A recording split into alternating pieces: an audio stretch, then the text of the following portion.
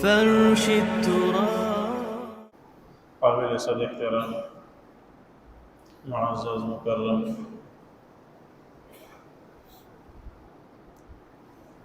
مسلمان بھائیوں دوستوں،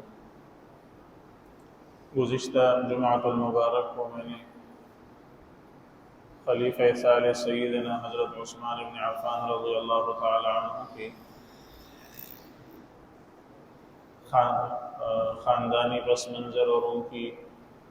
نسبی حیثیت کا کچھ تذکرہ کیا تھا۔ آج کی مجلس میں ان سے متعلق جناب نبی کریم صلی اللہ علیہ وآلہ وسلم نے جو فضائل بیان فرمائے ہیں ان کا کچھ تذکرہ کرنا مناسب معلوم ہوتا ہے۔ مدینہ منورہ جب حضرت عثمان غنی رضی اللہ تعالیٰ عنہ تشریف لائے، یہاں اسلام کی خدمت کو ان کو کھل کر موقع ملا، اور وہ رسول اللہ صلی اللہ علیہ وسلم کے ان قریب ترین ساتھیوں میں سے تھے کہ جو ہر موقع پر آپ کے ساتھ موجود ہوتے، ہر موقع پر اسلام کی خدمت کے لیے اپنے آپ کو پیش کرتے، ہر موقع پر پیش ہوتے۔ اور چونکہ قدرت نے ان کو نوازا بھی خوب تھا، ان کے پاس مال بہت تھا، وہ بہت بڑے تاجر تھے اپنے باپ دادا کی طرف سے، لہٰذا اس وجہ سے ان کو بہت خرچ کرنے کا بھی موقع ملا۔ رسول اللہ صلی اللہ علیہ وسلم نے انہیں اپنی 2 بیٹیاں عطا فرمائیں، جس کا میں نے گزشتہ جمعۃ المبارک کو تذکرہ کر دیا تھا۔ رسول اللہ صلی اللہ علیہ وسلم ایک موقع پر، صحیح بخاری کی حدیث ہے، احد پر کھڑے ہوئے تھے، آپ کے ساتھ حضرت ابوبکر بھی ہیں، حضرت عمر بھی ہیں، حضرت عثمان رضی اللہ عنہ موجود ہیں۔ تو احد کو تھوڑی سی حرکت ہوئی،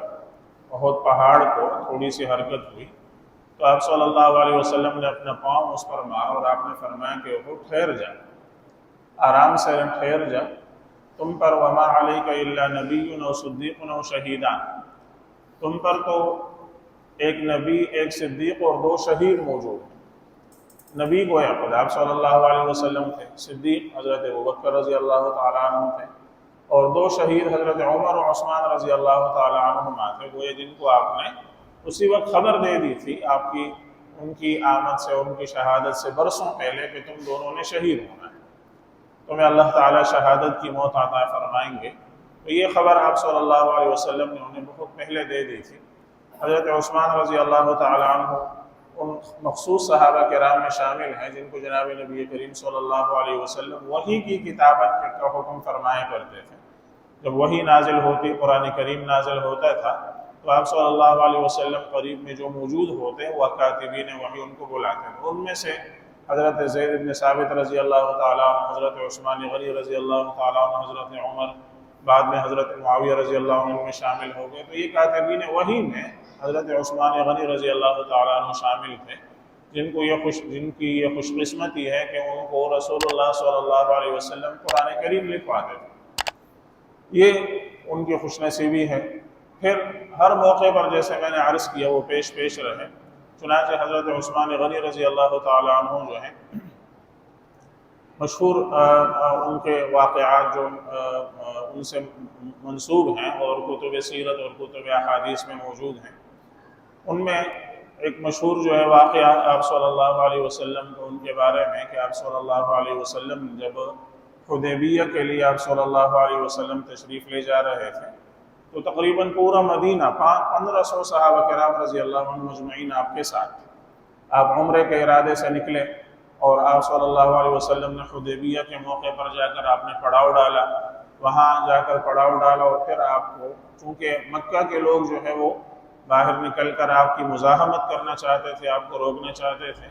تو آپ صلی اللہ علیہ وسلم نے چاہا کہ کسی ایک قاصد کو ان کے پاس بھیج کر ان کو بتا دیں کہ ہمارا ارادہ کوئی جنگ کا نہیں ہے، ہم احرام باندھ کر آئے ہیں تو ظاہر ہے ہم جنگ کے ارادے سے نہیں ہیں، تم سے الجھنے کے ارادے سے نہیں آئے، مکے پر حملہ کرنے کے ارادے سے نہیں ہے، ہمارا ارادہ بس عمرہ کرنے کا ہے کہ ہم عمرہ کریں گے اور عمرہ کر کے ہم چلے جائیں۔ تو اس کے لیے آپ صلی اللہ علیہ وسلم نے حضرت عمر رضی اللہ تعالیٰ عنہ کو بلایا اور ان سے فرمایا کہ آپ چلے جائیں قاصد بن کر اور اہل مکہ کو جا کر آپ یہ پیغام پہنچائیں۔ تو حضرت عمر رضی اللہ عنہ نے عرض کیا، یا رسول اللہ، مشرکین میرے بارے میں اور میں مشرکین کے بارے میں جیسا کچھ ہوں آپ کو پتہ ہی ہے، مشرکین کے بارے میں کتنے سخت ہے وہ، اور مشرکین ان کے بارے میں کتنے سخت ہے، اور کیا نظریہ اور کیا گویا کہ وہ احساس اور کیا شعور رکھتے تھے معلوم ہی ہے۔ تو اس لیے مجھے خدشہ ہے کہ وہ مجھے جو ہے وہ آپ کا پیغام پہنچانے دیں یا نہ دیں، اور وہ جو ہے وہ میرے ساتھ برے سے پیش آئے اور مجھے کہیں مار ہی نہ ڈالیں۔ تو آپ حضرت عثمان رضی اللہ تعالیٰ عنہ کو بھیج دیں، ان کا خاندان بھی بڑا ہے، مکہ میں موجود ہے، اور پھر ان کی شخصیت بھی ایسی ہے، پھر ان کے اخلاق پہلے سے معلوم ہیں، تو ان کا جو ہے وہ امکان زیادہ ہے کہ آپ کی بات زیادہ اچھے سے پہنچ جائے گی۔ تو اگر آپ ان کو بھیج دیں، اگر آپ کو حکم ہے تو سرام، لیکن ایک مشورے کی حد تک اگر آپ عثمان کو بھیج دیں تو زیادہ بہتر۔ آپ صلی اللہ علیہ وسلم نے اس مشورے کو پسند فرمایا، آپ نے حضرت عثمان غنی رضی اللہ عنہ کو بلایا اور آپ نے ان کو پیغام دیا کہ مکہ پہنچو، اور جا کر مکہ میں جا کر اہل مکہ کو پیغام دو کہ ہم یہاں کسی قتال کے، کسی جہاد کے، کسی لڑائی کے، جنگ کے ارادے سے نہیں آئے، ہم صرف اور صرف عمرہ کرنے کے لیے آئے ہیں، ہم اپنا عمرہ کریں گے اور واپس چلے جائیں گے۔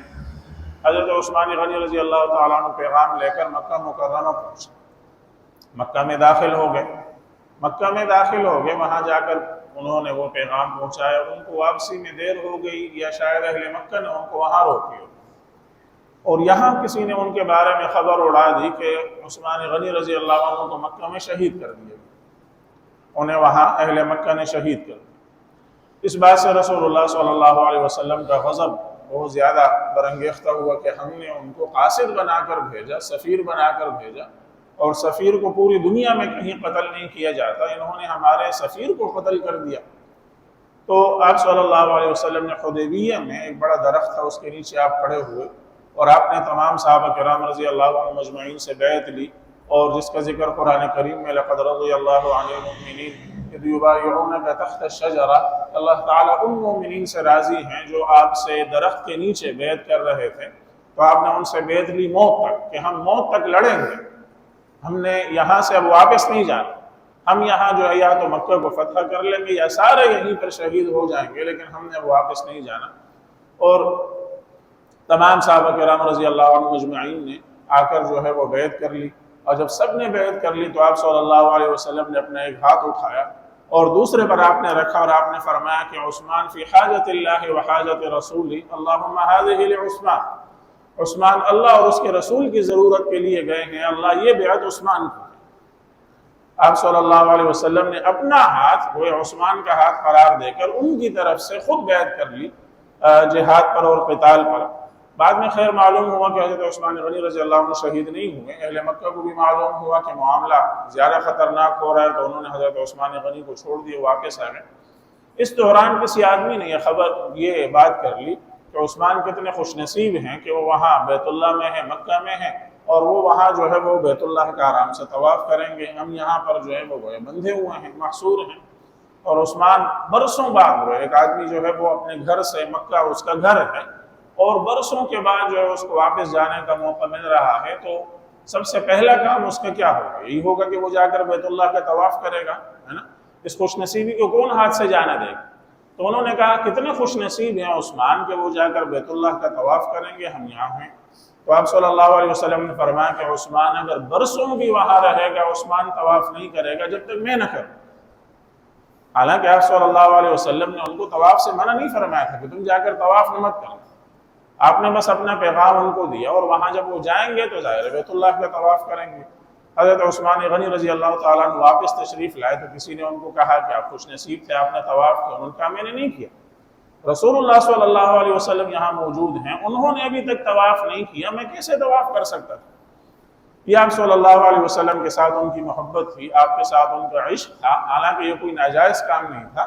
ایک اجر کا کام تھا۔ پھر آپ صلی اللہ علیہ وسلم نے اسے منع نہیں فرمایا تھا، آپ نے اسے روکا نہیں تھا، لیکن ان کے دل میں یہ تھا کہ جب رسول اللہ صلی اللہ علیہ وسلم باہر موجود ہیں اور انہوں نے ابھی تک طواف نہیں کیا، عثمان طواف کر لے، اس کے ضمیر نہیں مانتا، انہوں نے طواف نہیں کیا، بغیر طواف کے واپس آئے۔ تو یہ ان کا پھر غزوہ تبوک کا بڑا مشہور واقعہ ہے کہ تبوک کے اندر بہت سخت حالات تھے، مسلمان بہت سختی کے اندر، بہت تکلیف میں تھے، اور سفر بہت دور دراز کا تھا، وسائل نہیں تھے، کوئی جو ہے وہ موجود نہیں تھے، کچھ پاس موجود نہیں تھا، تو آپ صلی اللہ علیہ وسلم مسجد نبوی میں ممبر پر تشریف فرما ہیں اور آپ لوگوں کو ابھار رہے ہیں کہ لوگوں اللہ کے لیے خرچ کرو، اللہ کے راستے میں لشکر تیار ہے اور اس کو جانا ہے، تبوک غزوے کے لیے نکلنا ہے، تم اللہ کے لیے اپنا مال خرچ کرو۔ حضرت عثمان غنی رضی اللہ تعالیٰ عنہ دیکھا کہ ضرورت زیادہ ہے، کھڑے ہوئے کہنے لگے یا رسول اللہ میری طرف سے 100 اونٹ سامان سے لدے ہوئے اللہ کے راستے میں وقف ہیں۔ آپ صلی اللہ علیہ وسلم نے فرمایا بہت اچھا ہے، بیٹھ جاؤ۔ پھر آپ نے فرمایا لوگوں اللہ کے لیے خرچ کرو، اپنے اموال کو اللہ کے لیے صرف کرو، اور یہاں لشکر میں گویا ضرورت زیادہ ہے۔ حضرت عثمان غنی رضی اللہ عنہ نے دیکھا کہ ضرورت ابھی تک پوری نہیں ہوئی، دوبارہ کھڑے ہوئے، یا رسول اللہ میری طرف سے 200 اونٹ اللہ کے راستے میں وقف ہیں، اپنے ساز و سامان سمیت لدے ہوئے، غلے سے ساز و سامان سے لدے ہوئے۔ آپ نے فرمایا بہت اچھی بات ہے، بیٹھ جاؤ۔ پھر آپ نے لوگوں کو ابھارا لوگوں اللہ کے لیے اپنے اموال صرف کرو۔ حضرت عثمان غنی رضی اللہ عنہ پھر کھڑے ہوئے، انہوں نے پھر دیکھا کہ ابھی تک ضرورت باقی ہے، کہنے لگے یا رسول اللہ 300 اونٹ میری طرف سے ساز و سامان سے لدے ہوئے اللہ کے راستے میں۔ آپ صلی اللہ علیہ وسلم، صحابی کہتے ہیں، صحیح بخاری کی روایت ہے کہ ممبر سے اترے اور آپ صلی اللہ علیہ وسلم نے فرمایا کہ ما ضر عثمان ما عمل بعد اليوم، عثمان آپ کے بعد آج کے بعد جو عمل کرے اسے کوئی نقصان نہیں ہوگا، آج کا یہ عمل اس کی مغفرت کے لیے کافی ہے، اس کی مغفرت ہو گئی ہے، اللہ نے اس کی مغفرت فرما دی ہے، آج کے بعد وہ جیسا عمل کرے جو عمل کرے اسے کوئی نقصان نہیں ہوگا، اسے اس کے عمل کا کوئی نقصان نہیں ہوگا۔ ایک اور روایت میں ہے کہ انہوں نے 700 اوقیہ سونا جو ہے وہ لا کر آپ صلی اللہ علیہ وسلم کی جھولی میں ڈال دیا اسی غزوہ عسرہ کے موقع پر، اس غزوہ تبوک کے موقع پر، اور آپ صلی اللہ علیہ وسلم جو ہے وہ سونے کے ان سکوں کو الٹتے پلٹتے جاتے تھے اور آپ فرماتے جاتے تھے کہ ما ضر عثمان ما عمل بعد هذه، اس عمل کے بعد عثمان جو کرے اس کو کوئی نقصان نہیں، اس کا یہ عمل، آج کا یہ عمل اس کی مغفرت کے لیے کافی ہے، اس کے بعد اس کو کسی عمل کی ضرورت نہیں ہے، یہ عمل اس کی مغفرت کے لیے کافی شافی ہے۔ تو اللہ تعالیٰ نے، اللہ کے رسول صلی اللہ علیہ وسلم نے ان کو مغفرت کی خوشخبری دنیا میں سنا دی۔ ان 10 صحابہ کرام میں حضرت عثمان غنی شامل ہیں جن کے بارے میں رسول اللہ صلی اللہ علیہ وسلم نے جنت کی خوشخبری سنائی، جن کو عشرہ مبشرہ بالجنہ کہا جاتا ہے۔ ویسے تو آپ صلی اللہ علیہ وسلم نے کئی افراد کو، کئی سارے لوگوں کو جنت کی خوشخبری سنائی، لیکن ایک ہی مجلس میں 10 آدمیوں کا نام لے کر آپ نے فرمایا کہ یہ جنتی ہے۔ آپ نے فرمایا ابو بکر فی الجنہ، وعمر فی الجنہ، وعثمان فی الجنہ، وعلی فی الجنہ، وطلحہ فی الجنہ، والزبیر فی الجنہ، وعبد الرحمن بن عوف فی الجنہ، وسعد بن ابی وقاص فی الجنہ، وسعید بن زید فی الجنہ۔ آپ صلی اللہ علیہ وسلم نے 10 صحابہ کرام کا نام لے کر ایک ہی مجلس میں فرمایا کہ یہ 10 کے 10 افراد یہ جنت میں جائیں گے، ان کے لیے جنت کی خوشخبری ہے۔ تو ان 10 صحابہ کرام میں حضرت عثمان غنی رضی اللہ تعالیٰ عنہ شامل ہیں۔ آپ صلی اللہ علیہ وسلم نے ان کو اپنی دو بیٹیاں جو ہے وہ ایک کے بعد ایک عنایت فرمائی، ان کے نکاح میں دی، اور آپ صلی اللہ علیہ وسلم نے دنیا میں ان کو شہادت کی خوشخبری سنائی۔ ام المومنین حضرت عائشہ رضی اللہ عنہا فرماتی ہیں کہ آپ صلی اللہ علیہ وسلم نے حضرت عثمان سے فرمایا کہ عثمان عسى الله أن يقمصك قميصا فإن أراد المنافقون أن تخلعه لهم فلا تخلع۔ اے عثمان، اللہ تعالیٰ عن قریب تمہیں قمیص پہنائیں گے، ایک اعزاز و اکرام کی قمیص تمہیں اللہ تعالیٰ پہنائیں گے، اگر منافقین تم سے یہ مطالبہ کریں کہ یہ قمیص اتار دو تو نہیں اتارنا، یہ قمیص مت اتار، ٹھیک؟ اس کی تفصیل انشاءاللہ میں آگے کروں گا۔ تو یہ ان کو گویا دنیا ہی میں آپ نے جو ہے وہ خبر سنا دی۔ ایک اور روایت میں آپ صلی اللہ علیہ وسلم مسجد نبوی میں تشریف فرما تھے اور آپ صلی اللہ علیہ وسلم نے فرمایا کہ وہ کیا عالم ہوگا تم لوگوں کا جب فتنے پھوٹ پڑیں گے، مدینہ کے اندر فتنے جو ہے وہ ہوں گے اور آس پاس فتنے ہی فتنے ہوں گے۔ تو کسی نے عرض کیا یا رسول اللہ ہمیں کیا کرنا چاہیے؟ آپ نے فرمایا کہ یہ آدمی جو جا رہا ہے یہ حق پر ہوگا، اس کے ساتھ۔ انہوں نے نقاب ایسے ڈالا ہوا تھا اور ایسے سامنے سے گزر رہے تھے،